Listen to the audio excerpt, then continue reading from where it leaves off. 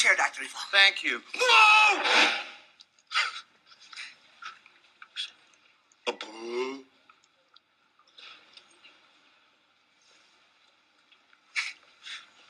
Thanks. Skedaddle.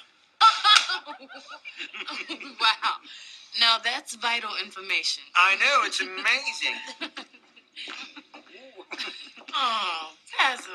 What's happening, baby?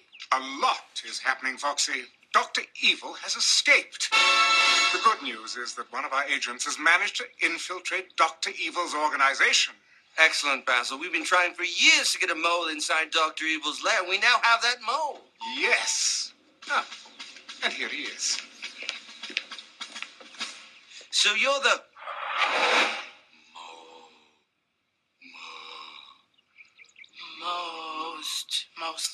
Most excellent agent we've ever seen. Yes, most excellent agent we've ever seen. Thank you. Thank you. Now, I wasn't able to get an exact location, but I did learn that Dr. Evil has moved to a new lair outside of Tokyo, Japan. By the way, I realized that I have a large mole on my face. Where? What? Where's that mole? I didn't see one. I also realized the irony that I am myself a mole. No one would make that connection. Anyway, well done, old chap. Jolly good work. Yes, nice to mole you. Meet you. Nice to meet you, mole. Don't say mole. Stop. I said mole. Stop. Bye. Mole.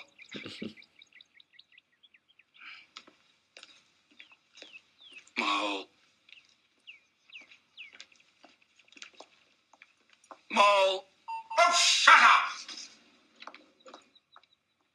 Mole, mole, mole, mole, mole.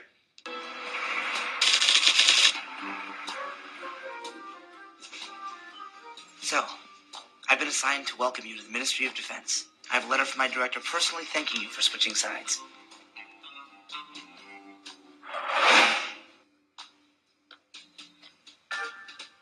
I can't wait to inform Austin of your defection.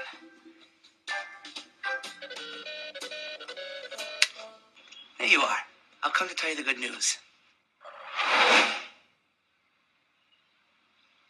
Mini-Me has switched sides. Ah. Oh.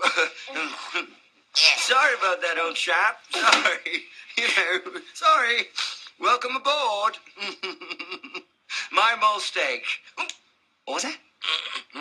Listen, just get it out of your system. No, I'm fine. I insist. We can work together better if you just got... Mole! Bloody mole! We're not supposed to talk about the bloody mole, but there's a bloody mole winking me in the face. I'm going to chirp it off and cut it up and make some guacamole.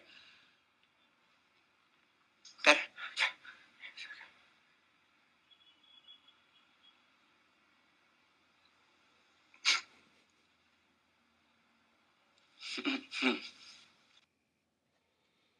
All right. How do I get off of this thing? Damn it. What am I doing? Here we go. Okay. The mole is a unit of measurement that you guys know all about. 98% of the time in this class, if you have grams, you're going to convert it to moles. It's a unit of measurement that we tend to use quite a bit, defined as the amount of a substance that contains as many elementary entities, that could be atoms, molecules, ions, electrons, it could be particles, whatever, as there are atoms in 12 grams of carbon. The number of atoms in 12 grams of carbon is 6.02 times 10 to the 23rd, and you guys should know that one as Avogadro's number. Okay. This is the mole map. Some people like to use the mole map. We've got moles. You can go from moles to grams, moles to liters, and moles to particles. That could be, once again, atoms, molecules, ions, whatever. If you're in the mole hole and you're going from moles to grams, you're going to multiply. If you're going from moles to liters, you're going to multiply. If you're going from moles to particles, you're going to multiply. If you're going grams to moles, or liters to moles, or atoms, let's say, to moles, you will divide. Okay? If you're going grams to moles, moles to grams, you're going to multiply or divide by its molar mass. And of course you get that from the periodic table.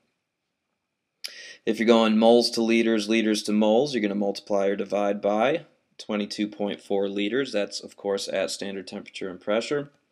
And if you're going moles to particles or atoms, molecules, what have you, particles to moles, you're going to multiply or divide by Avogadro's number. There's another mole map that's very similar to this. We've done this already. We've done grams, liters, and particles, but you can also add solution volume, like liters of solution. Now this one's a little bit different because if you're going from moles to liters of solution, you're going to divide by molarity.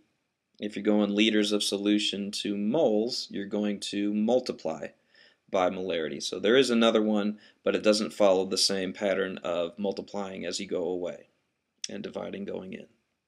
Okay, I typically prefer to do the dimensional analysis way instead.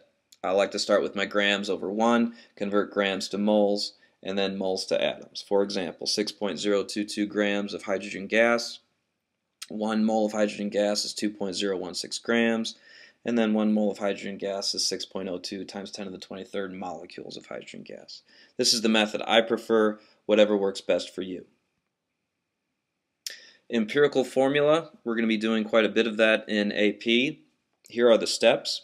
If I give you the mass percent in elements, for example, 24.7% potassium, 34.7% manganese, and 40.5% oxygen, how do you go to its empirical formula? The empirical formula is the simplest ratio of atoms within the formula. So what you do is you drop the percentage and you write grams, because if it's in percentage, you can already assume that there's 100 grams. So for example, 24.7 grams of potassium, 34.7 grams of manganese, 40.5%, or excuse me, grams of oxygen. Like I said earlier, 98% of the time, if you have grams, convert to moles. So convert all of them to moles. Then you're going to do your mole to mole to mole ratio by dividing them all by the smallest number. Okay? So down here is this just showing you that this is the empirical formula, C1H1, but its true molecular formula for benzene is C6H6, and it weighs 6 times greater than its actual empirical formula. Glucose has an empirical formula of 1 to 2 to 1. Its actual molecular formula is C6H12O6. So if we took this guy right here and tried to solve for empirical formula, the first thing I would do is drop the percentage and write grams, grams, and grams. Convert grams to moles, grams to moles, grams to moles. That's going to give me 0.632 moles of K, 0.632 moles of manganese, 2.53 moles of oxygen. At this point in time, I'm going to divide them all by the smallest number. That's going to get me a 1 to 1 to 4 mole ratio. Like that right there. Okay?